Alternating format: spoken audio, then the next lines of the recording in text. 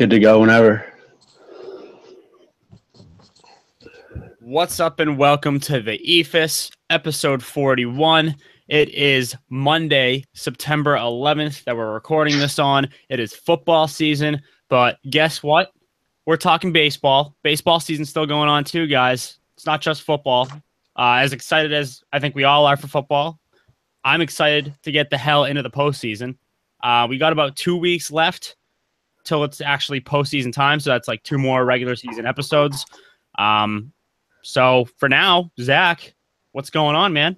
Anything new? No, I feel the same way you do. I'm ready for the put up or shut up time. I know they say the baseball season's a marathon, not a sprint.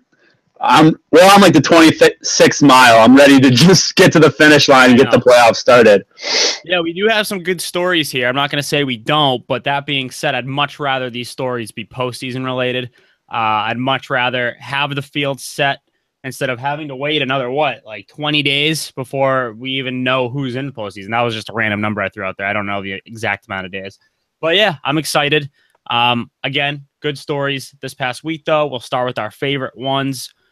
I'll start renaming the Matt Strom Award. Now, if you haven't listened to the podcast in the past, we always end the show with our duds of the week and our when you're hot, your huts of the week. So whoever we thought was one of the best players for the week. The Matt Strom Award goes to the unanimous dud of the week pick. And Matt Strom used to be the guy. I think he's won the dud of the week award at least 3 times beginning of the season. He's been off the radar sort of ever since. So it's kind of time to update it. It's officially the Panda Award.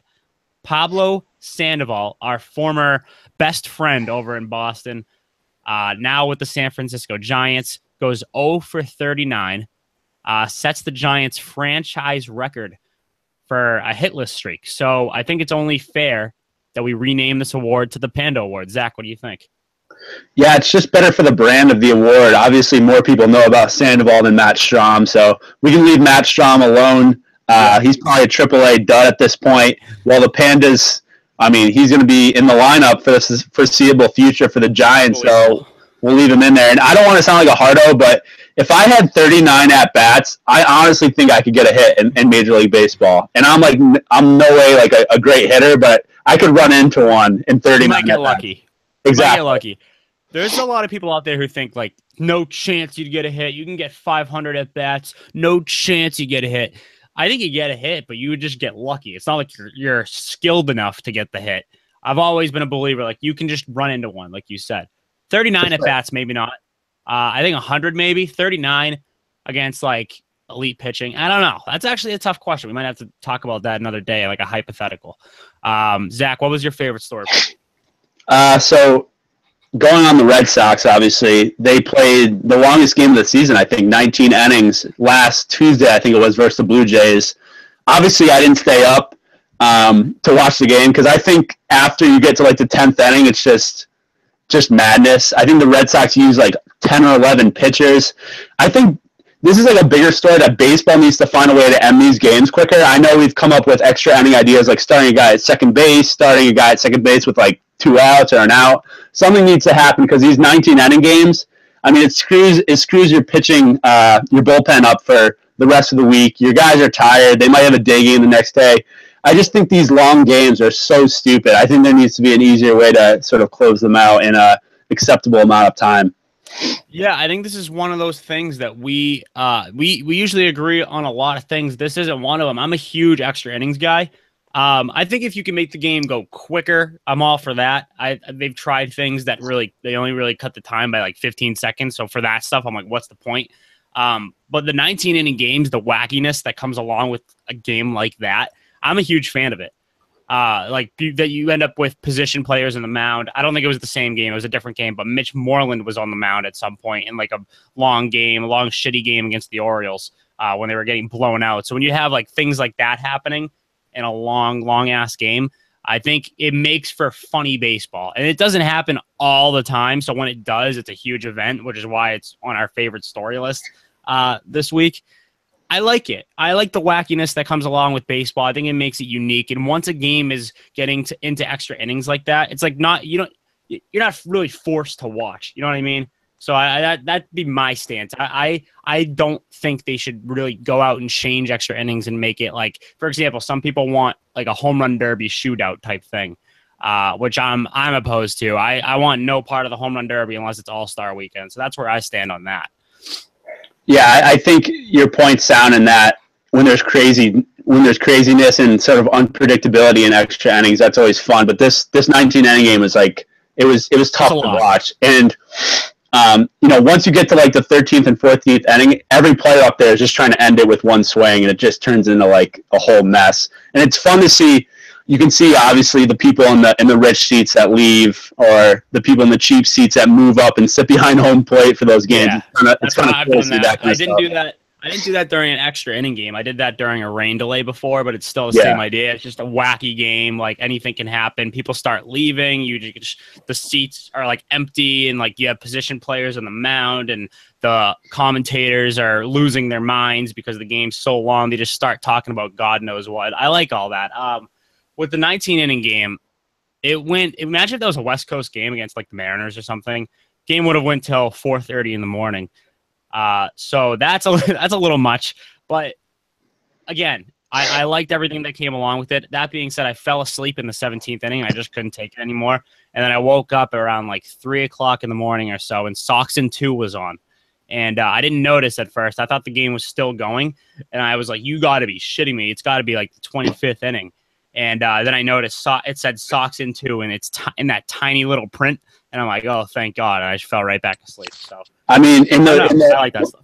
And the most underrated part of it was the Red Sox. That was an important game for them. I think they were only up 3 games on the Yankees, and the Yankees blew a game that night to the Orioles. I think the Yankees were up 6-2, and the Orioles came back to win 7-6. So it was actually a huge win for the Red Sox, showing that they actually did need to win that game a lot more than the Blue Jays. So it was an important game, and I'm glad the Red Sox ended up coming out on top, obviously.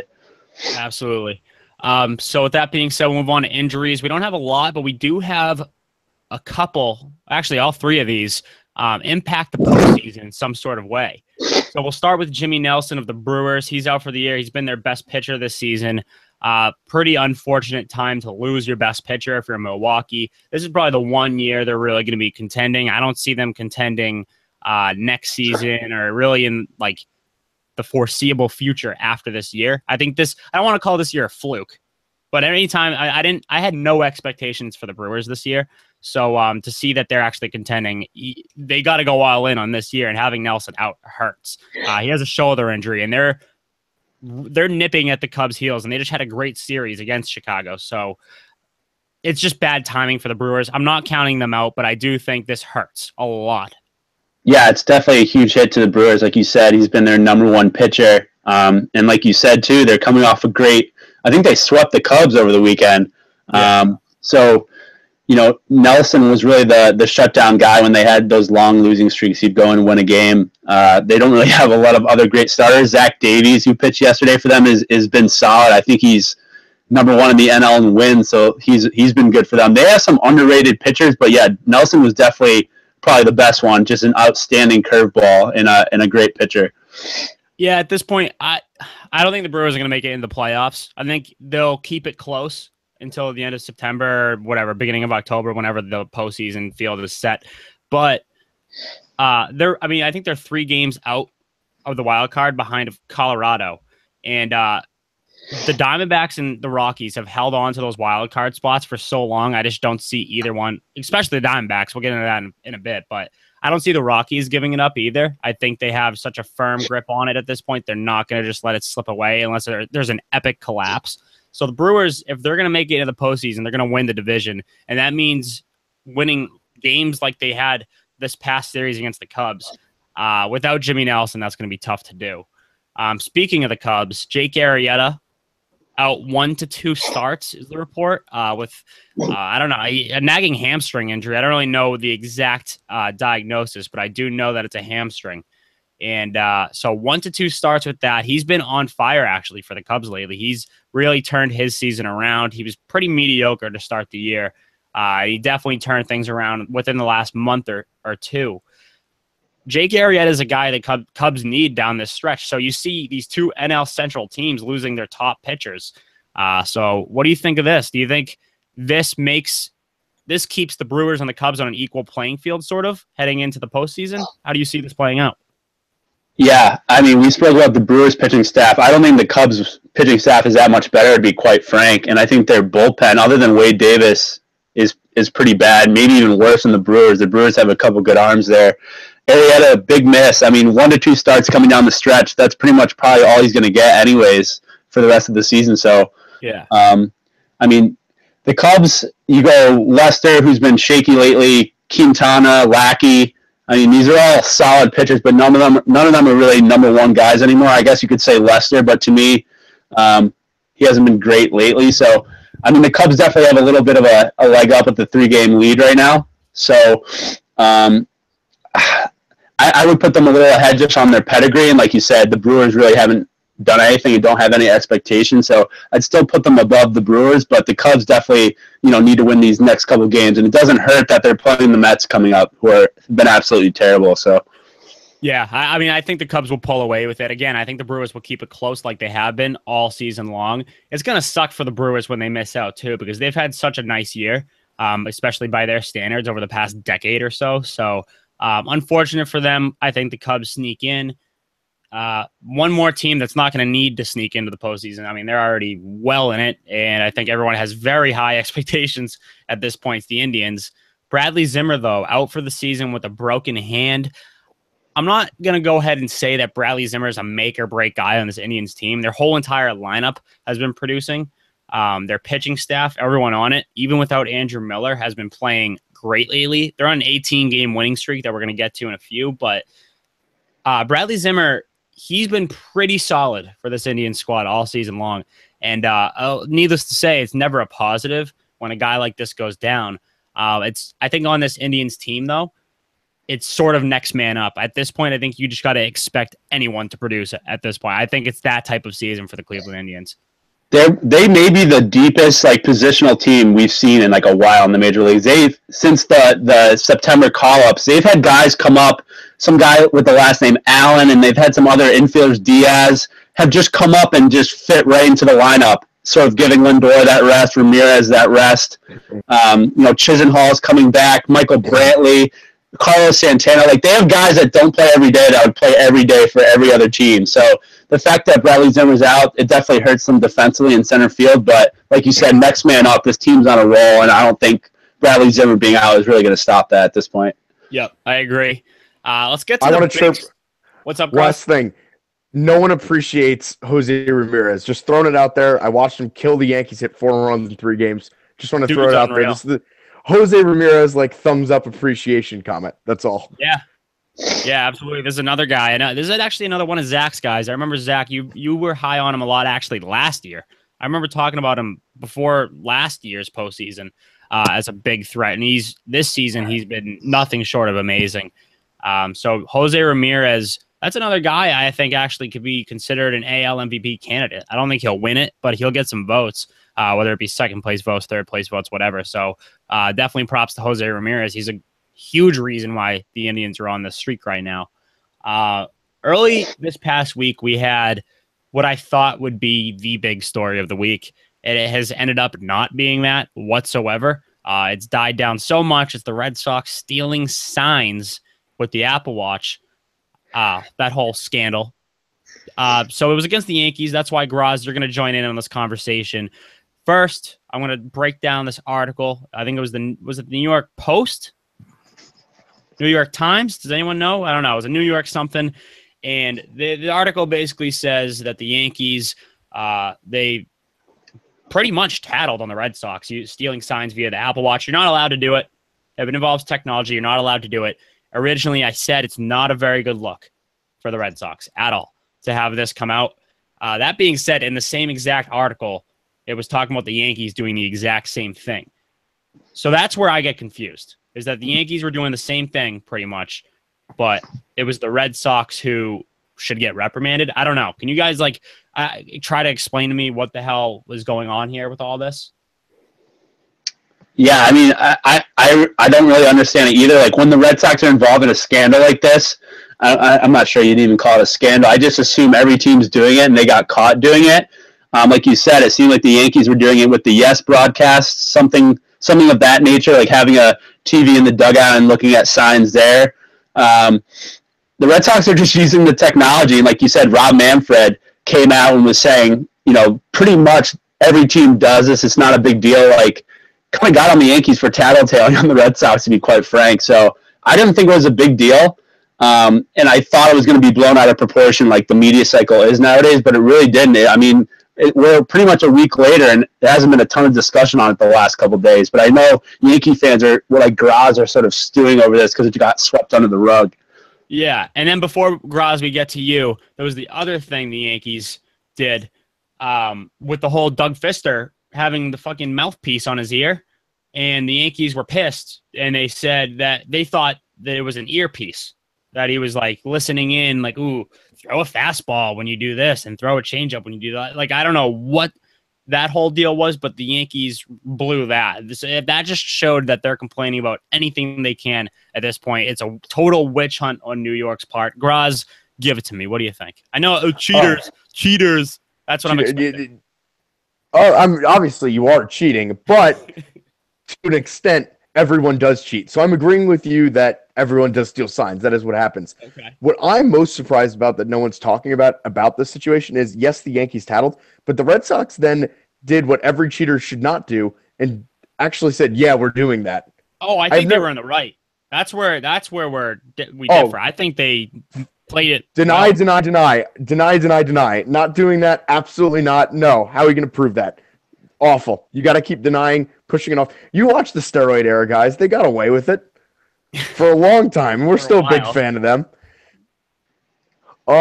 It's just New York trying to heat up this rivalry again. It's like a good media story. And I also, you're not going to get the best reaction out of me. You wanted me to be angry? Yeah. I think the Yankees were cheating too. I'm pretty sure they were doing the same thing. Yeah, exactly. So that's where it's like insane, because if it's the Red Sox writing an article about the Yankees cheating, and then in the article, well, it wasn't the Red Sox, the Yankees writing the article, you know what I mean? Boston media talking about the Yankees cheating, and then briefly mentioning that the Red Sox were doing the same thing in it. People would be like, the Red Sox just admit, everyone would be like, Boston just admitted they're cheating. Like, it would be pinpointed immediately. No one's talking about the Yankees doing anything wrong. It goes back to the stigma against Boston because of the Patriots. Completely different organizations, two different sports, but since it's Boston, it's all going to be lumped together. There's no escaping it. It could be the Bruins coming out tomorrow with, stealing. I don't know. I don't even know how you cheat in hockey now that I think of it, but if they cheated in some sort of way, even if it's like a minor thing, it's Boston just cheating again, like a bunch of cheaters, and then it becomes a story. The one example I have of that is with to relate it to a different sport. So, with Magic Johnson was charged with tampering with the Paul George situation. If that happened in Boston, New York would have run away with it, saying, look, the Celtics are cheating, even though the Celtics have been an upstanding, other than the fact that, you guys didn't appreciate Bill Russell like you should have, but they still liked him. But it's incredible how that exact thing I was going to bring up is how the Patriots cheating means the entire city is cheaters. And I am one of the people that absolutely believes that, even though it's... Well, you're from New York. You're supposed to believe that. We'd all believe that, too. It's irrational. If it was the other way around. I don't mind New York people doing that. It heats up the rivalries. I'm a huge rivalry guy. I wish the Red Sox-Yankees thing was... I wish that actually heated the rivalry up the way I originally thought it was going to. If you're from New York, you're supposed to hate us, and we're supposed to be like, no, F you, like we hate you. That's how it's all supposed to go. The reason why, when you're taking a step back and enjoying this, the reason why this is important in like the evolution of this rivalry, which I'm hoping will restart so I can go back to hating you guys again, is the fact that both teams are in meaningful games. These games matter. So if you are the Yankees were 30 games out. Oh, God, they cheated in 2 games. It doesn't matter. The Yankees are right now, 3.5 out? They could easily, one bad week, the Yankees could be in first place or completely out of it. So that's the whole idea of this crappy stuff that really doesn't mean anything actually matters now because we both are actually very much invested in this. Well, if you're Zach, you want that to happen. You want them to tank. So that's... I don't know. You want them to tank. Well, the Cleveland might have Cleveland's getting the first. Cleveland's getting the best record in the AL. They're coming. They're never going to lose again. I don't know what you're talking about. They're never losing another game, Zach. I don't know how you guys feel, but I want my teams to cheat if it means they have a better chance of winning. You know, if you get caught, you kind of cop up to it like the Red Sox, because it's one of those things. It's like, you got caught doing this. Imagine what they're actually doing that they like don't want to admit to. So it's just like, yeah, we're doing that, but like behind closed doors, you're doing even more that they're not even seeing. So yeah, one more thing on this before we move on, because I didn't want to spend too much time on it. It's like an overblown story at this point, but John Heyman saying that the Red Sox should forfeit all the games that they won against the Yankees because of this. Is you hear about hot takes every now and then. Like there's some scorching hot takes on the internet. I could go on Twitter right now and find at least one. Yeah, you mean Shope winning the MVP? Is that a good example? That's like not even that hot of a take anymore. That guy's fucking tearing it up. That's an old take. That's an old. He had a great game last night too, by the way. But no, John Heyman saying that they should forfeit their games against the Yankees, basically changing the entire landscape of the American League, is the hottest take I've heard in God knows how long. I can't think of a take I've heard that's hotter than that. So what do you guys have? That's why everyone hates like these old crotchety baseball writers. I mean, they just don't get it. So that was just a stupid take. It's not even a hot take. It's a dumb take that should have never been said. No one talks about this on Twitter. John Heyman on Twitter, he types in all lowercase, and it pisses me off to no end. That guy, like, learn how to type. You're a writer, right? He's a writer. Like, he does not know how to tweet. It's the worst thing ever. It's the worst. It sucks so bad. Okay, so that's the John Heyman little rant. Wilson Contreras. He probably was before, but not as much anymore. Probably not a huge Mia Khalifa fan. For those who don't know who Mia Khalifa is, she's an adult film actress, and she has great work. She's very good at her craft. And Wilson Contreras was just saying, hi, I want to be your friend. Let's be friends. And Mia Khalifa didn't answer, and then he just kept going, very persistent about this friendship. And Mia Khalifa put him on blast for it. So this is nothing new. This is another story that no one's really talking about anymore, but it's worth bringing up. Mia Khalifa putting an athlete on blast again. She did it again with Chad Kelly before. Now it's Wilson Contreras. So what do you got on this? I mean, if you're going to sign into any porn star's DMs, like Mia Khalifa has to be the last one, right? Because she's obviously going to put you on blast. That's kind of what she's known for at this point. And I felt really bad for Contreras because it seemed like he really just wanted to be a friend. Like, obviously, probably had more to do with her being an adult film actress and her work. He's probably seen it. That's what spawned him reaching out. But I think there's a little bit of a language barrier here, and the fact that she like kind of aired out his dirty laundry. I mean, I can imagine Mia Khalifa's DMs are just like a laundry list of athletes, and to pick Wilson Contreras out of the lot seems like pretty mean, actually. Yeah, poor guy. Yeah, exactly. Yeah, I was kind of just like, and he didn't even say anything really wrong either. He was just like, me friend. Yeah, he wasn't like forward or verbally assaulting her. He was just like, you want to be my friend, pretty much. Yeah, if he was saying something like, hey, let's hook up and being really like forward about it, I'd be like, yeah, he deserved to be put on blast. It's funny. But then he was literally just like, hey, be friend, and like smiley faces, like. So I'm definitely Team Contreras here. Chivalry's dead. He's just trying to be a nice guy. And Contreras is hurt, so I mean, like, throw the guy a bone. So that's another aspect of the whole thing. What if it wasn't him? What if it wasn't him? Because that's what I've been thinking about. That's a scorching take for you. What if one of his friends did it as a joke and then he got on blast for it? Yeah. So like a Pablo Sandoval situation? Like when he was on Instagram in the clubhouse and he's like, oh, that was one of my friends that has access to my account. Which is such bullshit, by the way. Exactly. No one has access to anyone's account. Like, my Twitter password is more safe than Fort Knox. I swear, no one's getting that. Probably Graz one too. My friends are idiots. It's like Graz. Yeah, probably just Graz. I'm gonna actually try it after the show. All right, so this is one of my favorite stories. If it wasn't for the Matt Strom Award, it's JD Martinez, the tear that he's been on lately, the tear the Diamondbacks have been on lately. JD Martinez, a big reason why the Diamondbacks are doing the things that they're doing. 4 home run game this week, and he had another multi-home run game, I think yesterday. Yeah, yesterday. So JD Martinez, I mean, he's not he has a teammate who's the NL MVP this season, and that's Paul Goldschmidt. But if JD Martinez was playing the entire season in the NL, he'd be right there in the running. So JD Martinez deserves recognition for being the hottest player in baseball right now, probably. I think he's hit 21 homers out of his 37 since joining the Diamondbacks at the trade deadline, or maybe a little bit before it. But yeah, JD Martinez has been outstanding. The D-backs have been outstanding. The D-backs, 13 straight wins. I don't even know. I think they're just firing on all cylinders offensively. Finally, they've had this pretty very above average offense for some time now. And it seems like they're finally all clicking at the same time. Their starting rotation has been very solid from top to bottom, which that's been an issue. Greinke, you can usually rely on. Then after that, it becomes kind of a problem when you look at guys like Robbie Ray's another guy you can rely on actually this year. But then you got, Taijuan Walker.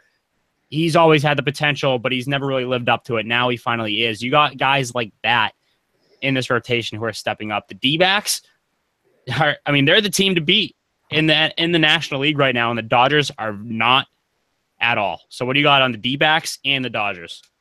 Yeah, the D-backs they're beating the shit out of teams. They're not just beating them by one run, like close games. They're really smashing teams. And JD Martinez, people are going to look back at that deal and be like, the D-backs did their business early on in the trade deadline. Like, they targeted a guy, made the deal. See, once you wait, like, later into the trade deadline, the prices go up because there's less stock. So the D-backs targeted JD Martinez. They probably gave up less than they would have if they traded for him at, like, that. Nothing.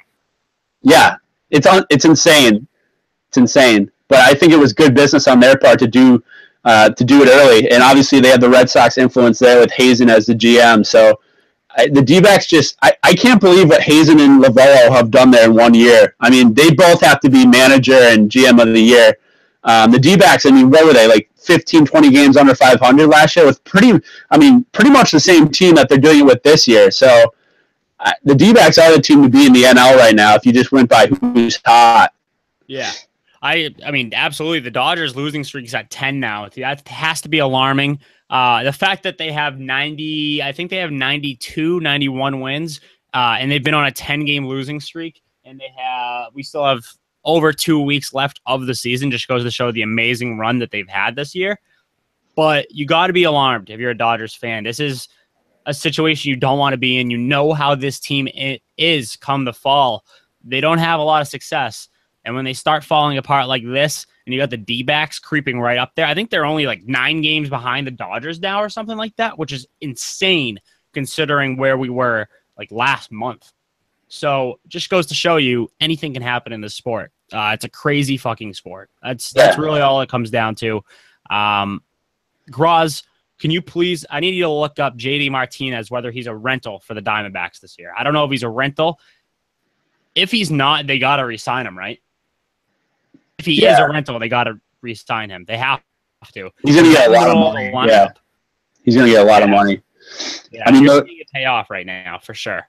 The D-backs, they start a series with the Rockies tonight, so that will be great in Arizona. So that will be really one of these put-up or shut-up series to see who can take the upper hand in the wild card. Obviously, the D-backs have sort of pulled away, but the Rockies just swept the Dodgers, so that's also been like a news to me. The Rockies have struggled against the Dodgers all season. They go into Chavez Ravine and just sweep them.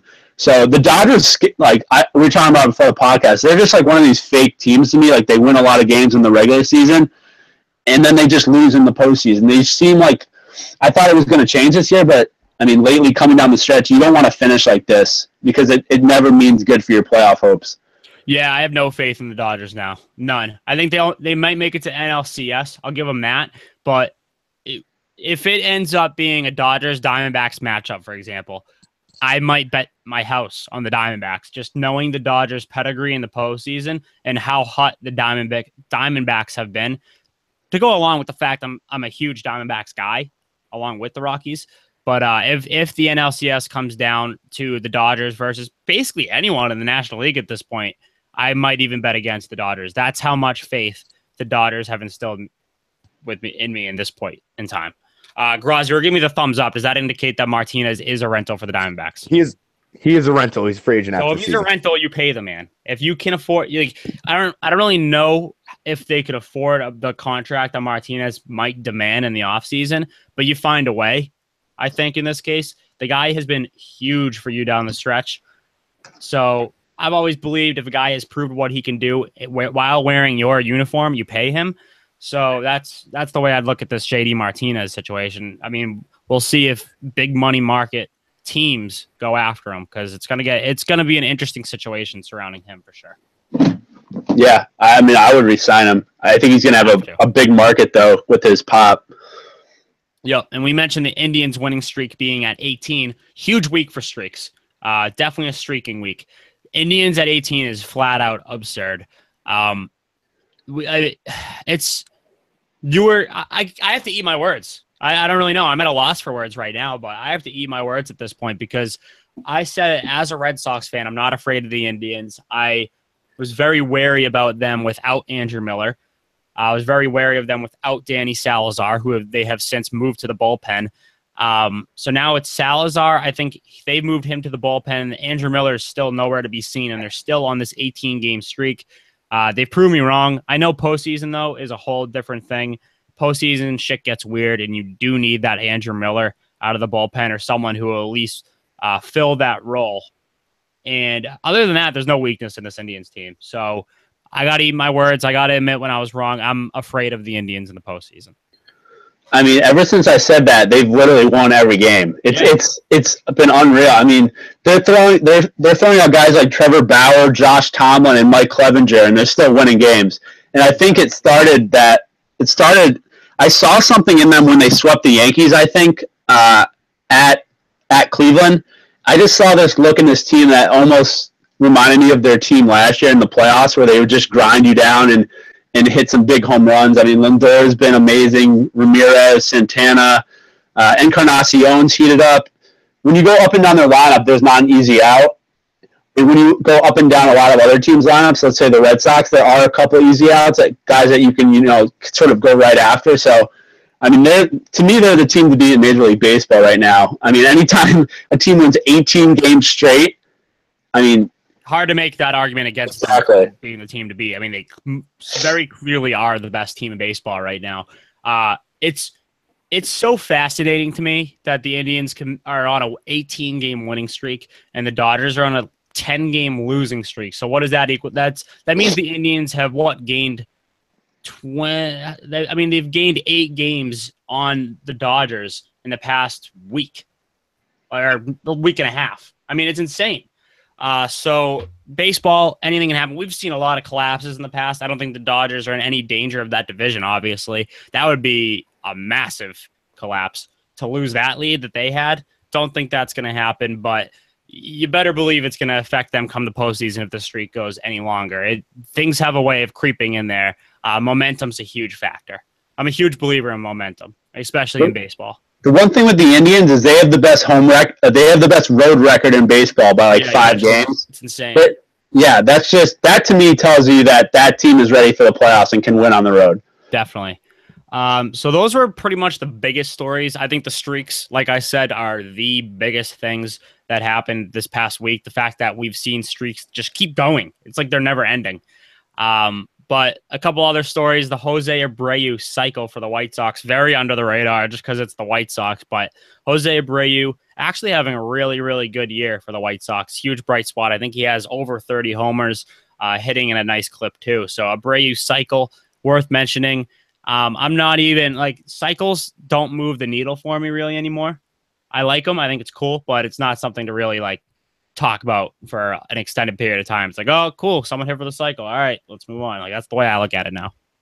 Yeah, it was one of those cycles where, obviously Abreu's not the fastest guy out there, so he literally just went for it on his triple, which is always good to see because, I mean, to be honest, he's pretty much just wasting away this year with the White Sox. They're in rebuilding mode. So one thing I want to bring up with Abreu is I think he'd be perfect on the Red Sox, and I think he has arbitration the next 2 years, so I I would love the Red Sox to deal with the White Sox again and trade for him. I think he's that middle of the order bat they're sort of missing right now. And like you said, he hits over 300. He gets you those over 30 home runs, and he can get you 100 RBIs. I would love him on the Red Sox. I think he's a solid player. Trade Hanley in a minor leaguer for him. That's what I did in MLB The Show. You remember that? You think who says no? I know.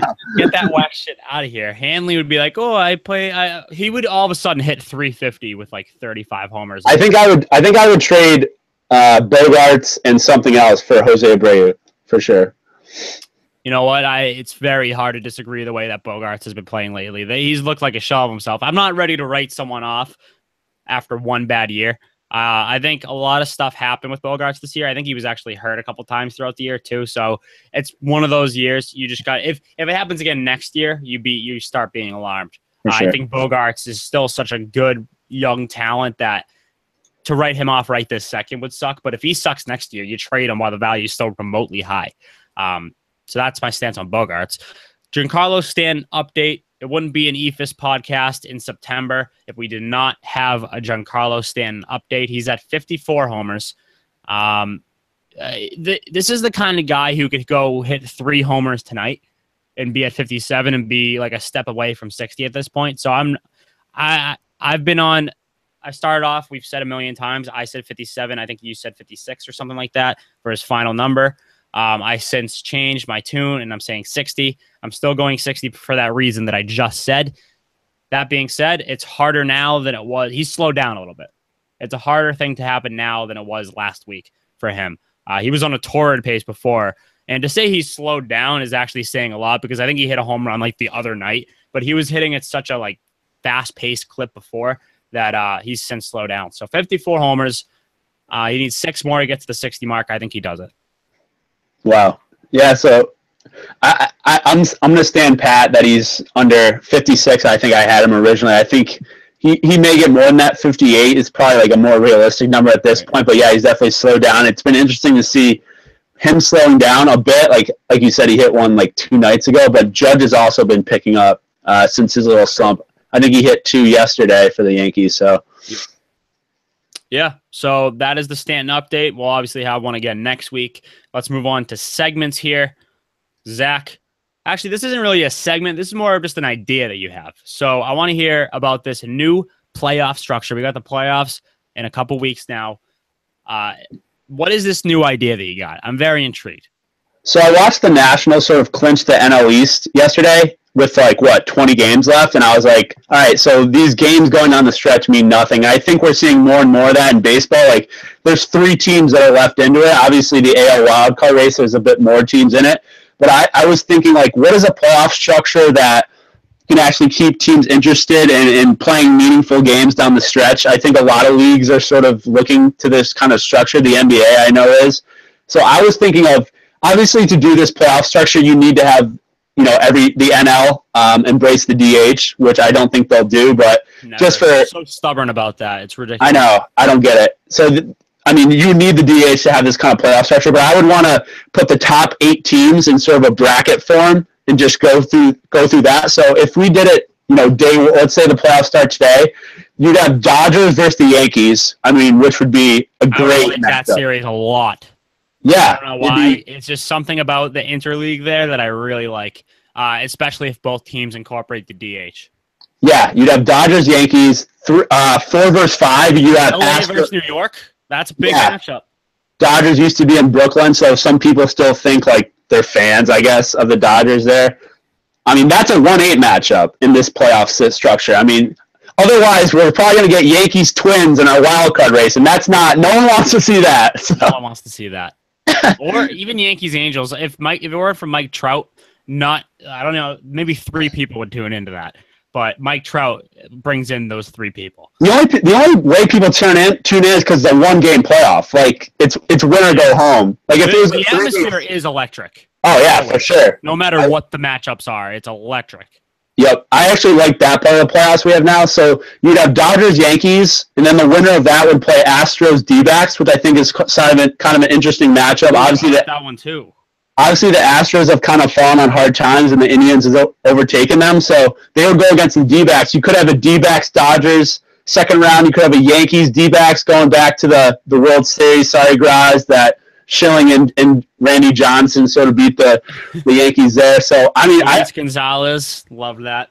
I know a lot of people hate these interleague matchups, but I think there's actually more there, and you could end up, once I go through the bracket, you could see we could have a Yankees-Red Sox World Series, which would probably have the best ratings ever on TV in the history of Major League Baseball. Yeah. So if you go 2-7, you have Nationals-Rockies.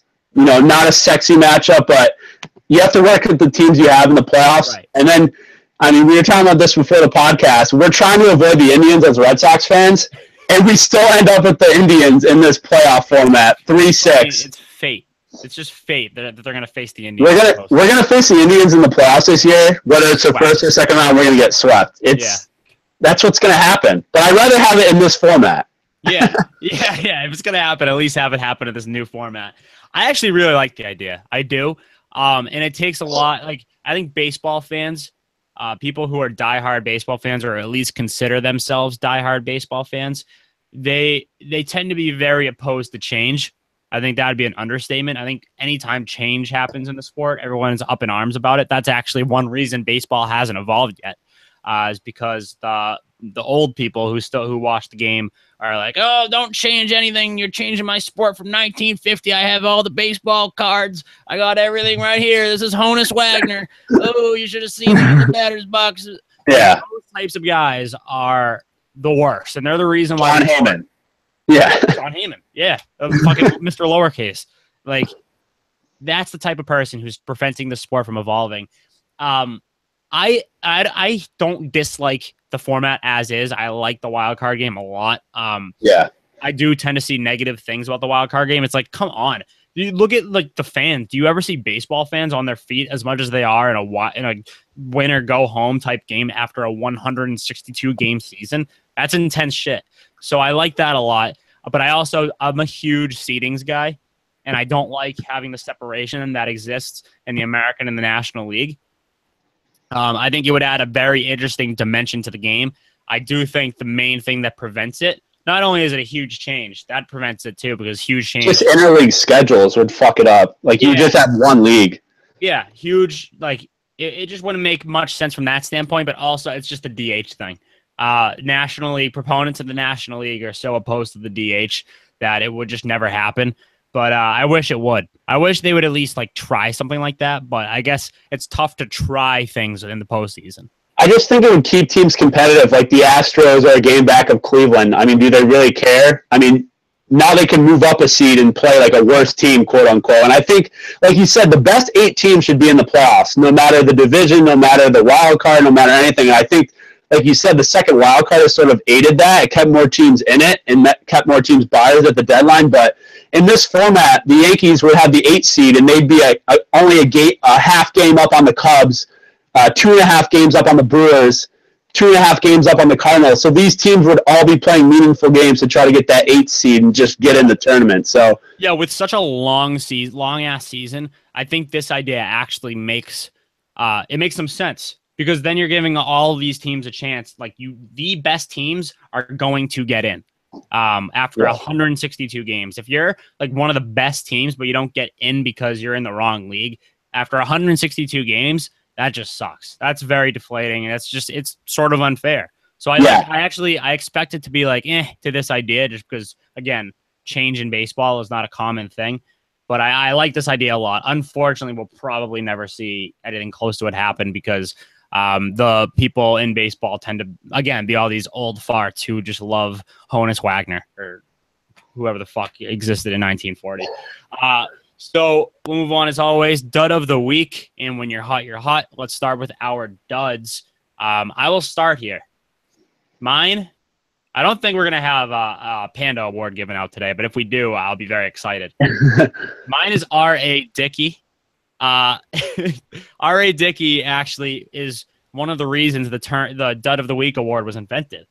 Back when we were talking about duds, I think the episode name is Duds if someone wants to go back and listen to that one. But we talk about all of our biggest duds. I think one of ours was R.A. Dickey. I think that actually might have been a mutual one. I think we both chose R.A. Dickey over 10 this past week. His whip was in the twos. That means for all you folks out there who don't follow baseball stats, he let up 2.14 walks and hits per inning pitched. So not a good week for R.A. Dickey. Not good. I will say, though, his season has actually been better than I thought it would be. His ERA is at about 4.4, which isn't good, but it's better than I would anticipate for R.A. Dickey at this stage in his career. But he's still a dud of the week. Yeah, he's been a dud for a long time when he was with the Blue Jays and now with the Braves. Yeah. So my dud, I think this guy, had a bad week, but he tried to sort of hide it. So I want to highlight him. And I've always sort of thought this guy was overrated. Obviously, he's probably the best player in baseball. I mean, everyone pretty much agrees on it. But I'm going to give my dud of the week to Mike Trout. No, you did not just do that. Mike Trout, this past week, he's 2 for 19, hitting 105. I'm the watchdog. If you're going to have a dud week and you're really good, I would do this to Bryce Harper. I'd do this to anyone. Mike Trout, you're my dud of the week. Got to call you out, man. You know what? It hurts me. It hurts me that you did that to my boy Mike Trout, but the stats that you just mentioned, it's hard to defend. He's had a tough week. I'm sure he'll probably hit like 600 this week now. It's just the way Mike Trout rolls. So slumps don't last too long with Mike Trout. I think we can all expect him to he'll be back on his feet. He better, because the Angels are still 2 games out in that wild card, or 1 or 2 games out behind the Twins. So he better start heating up because they need him. Yeah, if he heats up, I'll make him my when you're hot, you're hot. I just need to see some improvement out of him for sure. Yep, totally get it. Speaking of when you're hot, you can start there. Who's yours for this week? So mine is Steven Strasburg. I think this guy has been so underrated this year. He's having one of his best seasons ever. And, when he first came into the majors, he was probably the hottest pitcher, like college pitcher. I mean, they were showing his games on ESPN at San Diego State. They were showing no college games at that point. He came into the league. He had the arm trouble. Obviously, they sat him for the playoffs because they were scared of his arms that year. And he's had an unbelievable season. This past week, he's pitched 15 innings, 2 wins, 18 Ks. Guys are hitting 135 against him this week. No earned runs. I mean, to be honest, I want to hear your guys' opinion. I would start him game 1 for the Nationals over Scherzer. I think Strasburg's their number 1 starter right now. Right this second, yeah. Scherzer's just such that guy gets so amped up. That guy might throw a shutout every single game that he's in the postseason. But Strasburg's had an excellent week. I also have a Nationals player here. I was originally going to go with J.D. Martinez, but that's too cliche. He's had too good of a week, I think. It wouldn't be fun if I put J.D. Martinez. He's the clear hottest player of the week, but I'm not going to put him here. Instead, I'm putting Michael A. Taylor. Did not in my life ever expect to put this guy on the list, on the when you're hot list, but he's had a great week. He had an inside the park grand slam. It was much in part to Odubel Herrera just being an idiot. Giving up. Yeah. But I'm still going to give credit where credit is due. He has 3 homers, 9 RBIs in the last week, with a .409 batting average and a .1435 OPS. Those aren't numbers you get to by accident.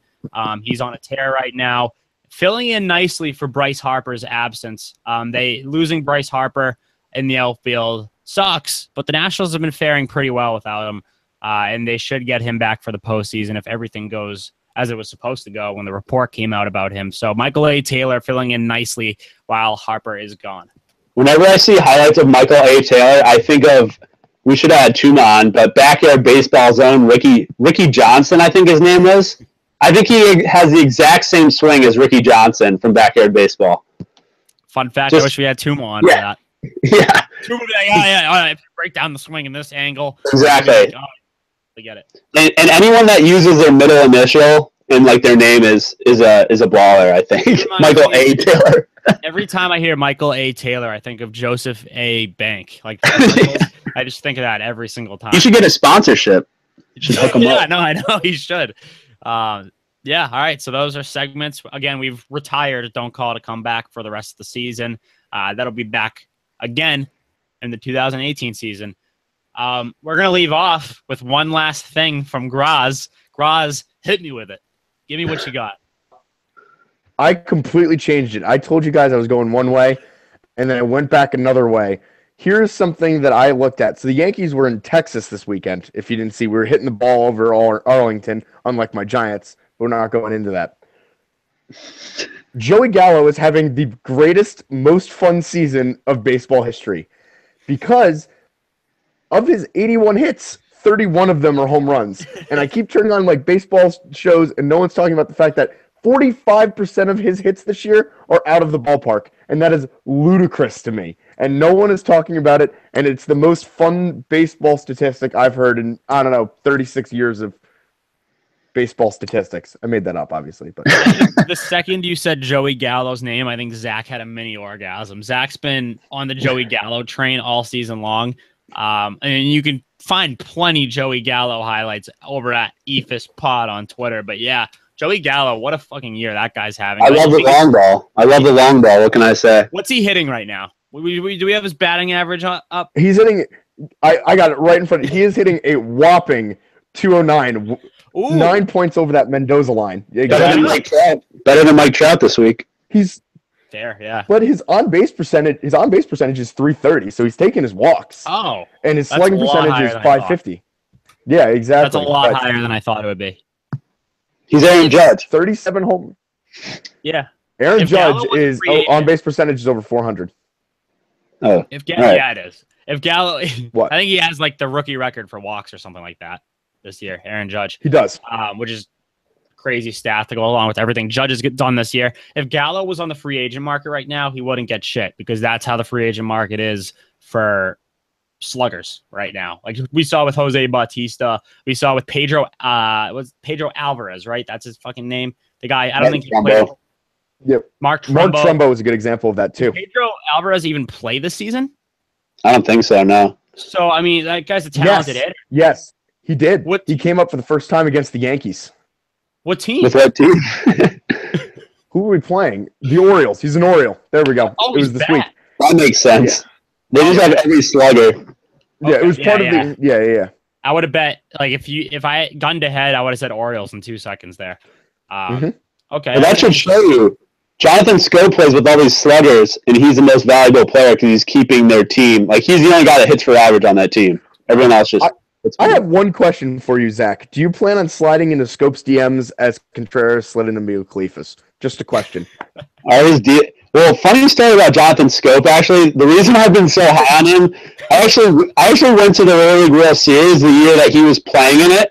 Him and Jerickson Profar from the Rangers were playing in it, and Curacao ended up winning it. So I was just like, infatuated with Jonathan Scope. And then he came up to the majors, and I was like, oh, that's Jonathan Scope from the Early League World Series. That's actually a great story. All right. I guess we'll just wrap it up there. Follow us on Twitter at Eephus Pod. You can like us on Facebook as well, and then follow us on Instagram. I think that's also at Eephus Pod.